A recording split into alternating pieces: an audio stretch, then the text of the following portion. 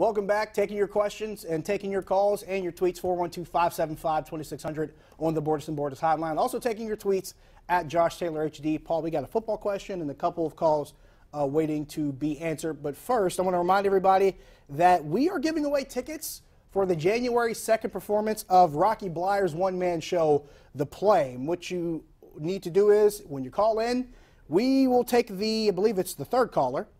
We'll win 2 tickets to Rocky Bleier's one-man show. And when you call in, if you do win, give us your name, your date of birth, your address, phone number, and you'd have to come down to KDKA-TV to pick up the tickets. But third caller that talks to our producer, John, will get 2 tickets to the January 2nd performance of Rocky Bleier's one-man show, The Play. That is at the Pittsburgh Public Theater. 9 performances starting December 28th through January 6th at the O'Reilly. So definitely call in and see if you can get your 2 tickets. And since we're on the subject of football, Paul, we'll start with our first question. Michael on Twitter, and this is indirectly related to the Steelers, but he asks, do the Bills have a chance against the Patriots this weekend in order to put the Steelers maybe back up ahead? Not up there in Foxborough. If it was in Buffalo, I think it'd be, there'd be a lot of chance. I feel so much different. Yeah, up in Foxborough. That's the thing about the Patriots. Both the last 2 games are the Jets and the Bills at home. At home. I agree.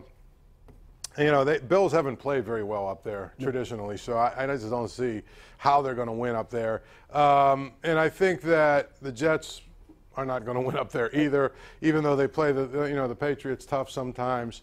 So I just feel like the Patriots are going to be the #1 seed. I can't argue with that. And I think that the Steelers should have no chance of losing to the Texans and the Browns, so they should be the #2 seed. Can't argue with that either. I agree with both of those. And that's the way it goes. I mean, it is what it is. You got to win 2 games to get to the playoffs, to get to the Super Bowl. That's what you got to do. And I think everybody pretty much understood that the Steelers had to win last week at Heinz Field in order to guarantee a second meeting at Heinz Field. Otherwise, they were probably going to have a second meeting in Foxborough. I don't think anybody is surprised. It's kind of funny to me, though. Everybody assumes that those 2 teams are just going to make it back to the AFC. And they're the best 2 teams. They're the best 2 teams. But here's the thing. They're likely to have to go through Kansas City. And guess what? The 2 teams, Kansas City and New England, played this year. And who won that game? Kansas City won. That's right. And the Steelers are going to have to probably go through Jacksonville. And the Steelers and Jacksonville played that. And who won that game? Jacksonville beat them here. That's what I'm saying. So Jacksonville and Kansas City actually both not only beat those 2 teams, they blew them out. In their respective stadiums. In their house. Yeah. So, I mean, that's not to say they can't win, but let's hold off a little bit before we start talking about the rematch, because I think these other teams have something to say about it. Point taken. Those are both good points. Let's go to the phone lines. We will start with Marilyn in Munhall. Marilyn, you're on the Nightly Sports Call. Hi, good evening. Thanks for taking my call. Thanks for calling in. I was wondering if you thought that James Harrison would play any more for the Steelers this year. I'd like to think he does at some point, and thank you for the call. Granted, he sat out of practice today with an illness, and if you want to have your tinfoil hats on, the back injury that he had earlier this season, maybe it wasn't really a back injury, Paul, but for all intents and purposes, I think if it really comes down to having a need for a guy who can do what James Harrison does, which should be limited to rushing the passer, sooner or later you're going to need a guy like that. The problem is in what they're asking those outside linebackers to do right now. They're dropping into coverage more than they ever have. Right. So if you can put him on the field and know that he's rushing the passer, the problem is the other team probably knows, okay, he's the one coming. Yep. And so that's where the hot route or whatever goes. But the thing about James Harrison is I think it's over. Would you agree with me? I would agree with that. It's a great career. The man's a genetic freak, and he does things that I've never dreamed of doing. But it's pretty clear that if he could have helped them, he would have by now. I would agree with that. You pretty much sum it up the best way you can. And people tell me, or they ask me, why is T.J. Watt playing so much and James Harrison playing so little? And I remind people, did you see what T.J. Watt did against Cleveland in Week 1, that interception that he had, the other interception that he almost had to hit off of his hand, the play that he made against Jordy Nelson against Green Bay? James Harrison can't do that. And it's not a knock against James Harrison. It's the fact that James Harrison's 39 and T.J. Watt's, 22? Right. 23? Like, there's a big difference in what these guys are, what they're required to do and what they're capable of doing, and it shows. Yeah, and once again, it's not an insult. It's the reality of the situation. There's no question. So we'll keep moving along. We'll go back to the phone lines. Let's go. Actually, no. We'll go back to Twitter first. We'll go back to Mike, who says, "Does Garrett Cole get traded to the Yankees before New Year's Day?" Boy, it sounds that way. The question is, who do they get in return, and are people happy with the return, Paul? That's the question I'm asking myself. I think it happens. It's just a matter of who comes back. I think the larger question might be, does it get done by Christmas Day?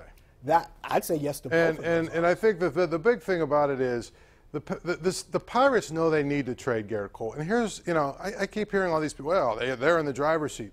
Not really, and this is why not. You know why they're not in the driver's seat? Because Garrett Cole doesn't want to be here. And also, Garrett Cole doesn't want to be here. And it doesn't help that he's coming off arguably his worst season. Right. So his value is also not that high. We know what he can do. Now, granted, we can see his resume. But wait a second. Here's why his value is still high. Because in 2 of the last 3 years, 200-plus innings. That is really a big thing. But the bottom line is he doesn't want to be here. So the Pirates know, with Andrew McCutchen, when they tried to trade him and it didn't work and this and that and everything, Andrew McCutchen is a lot more mature. He was able to make bygones be bygones. He'd been doing it longer at a higher level. You know what I'm saying? But more importantly, when he came back to spring training, he said all the right things, did all the right things, got to work. We saw how Garrett Cole acted when he didn't get a $10,000 raise or whatever it is.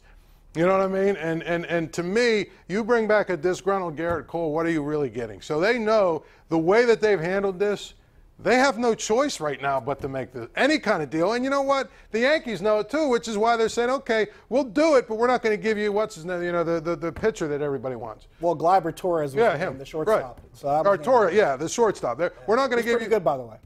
We're not going to give you Torres. And at first, Huntington tried to play hardball and walk away. And okay, bye.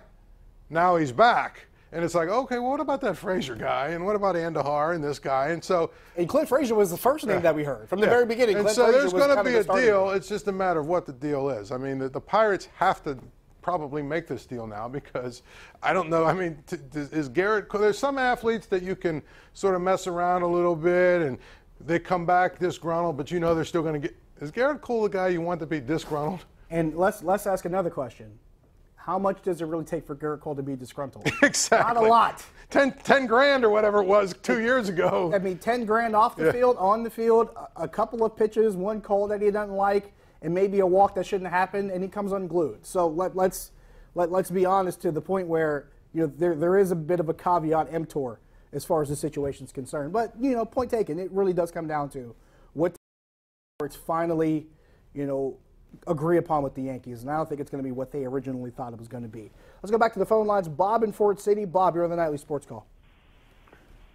Hi, Josh. Good to talk to you again. Likewise. Good to talk to Paul again. I haven't talked to him for a while. Real quickly, hey, I asked you, Josh, one night. I wanted to ask Paul, what's upset me a little bit about the Steeler coaching staff? Not trying to get rid of anybody, but a few games, not just the New England game. This constant thing where the offense seems to take its foot off the gas pedal in the late third or early fourth quarter.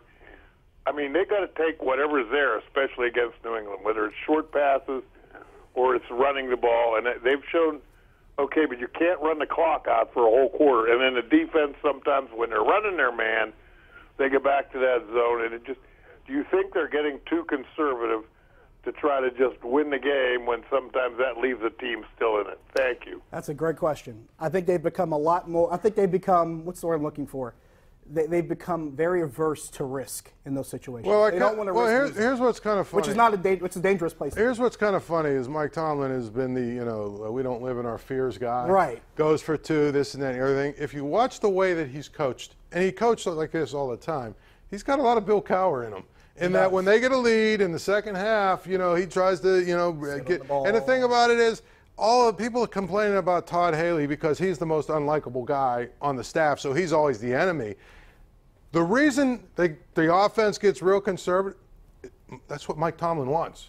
He's the guy making the call. He's the one that says, Todd, we're going to go 2 tight ends and run the ball here. And Todd Haley might say, look, we got 9 minutes left. Are you sure you want to do that? Yes. Okay, you're the boss. And the game plan's usually agreed upon pretty early. Yeah. So my point with that is I think the NFL, it's not where college football is yet, but it's getting that way. No. Where if you look at how many games are decided where there's 2 touchdowns or 2 scores that happen after the 2-minute warning, 6 minutes is an eternity.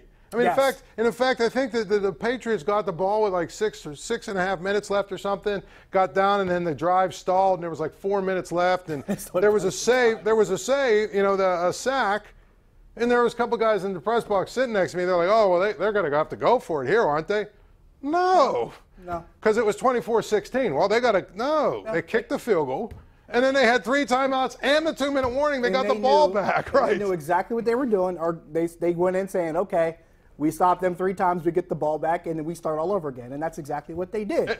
And it's pretty much the most predictable thing you can ever expect. And to our point, the Steelers got the ball back, went 2 plays, and basically, and if the interpretation of the rule doesn't happen, the Patriots would have got a 3rd possession with 2 timeouts and 29 seconds or whatever was left. So, we're talking about in the last 5 minutes, the Patriots would have had 3 possessions with a chance to score. It's so you've got to continue to score, I think, in the NFL. You can't take your foot off the gas. I've been saying this for a while. If I'm a pro coach or a college coach, I'm not slowing down till I hit 40 points.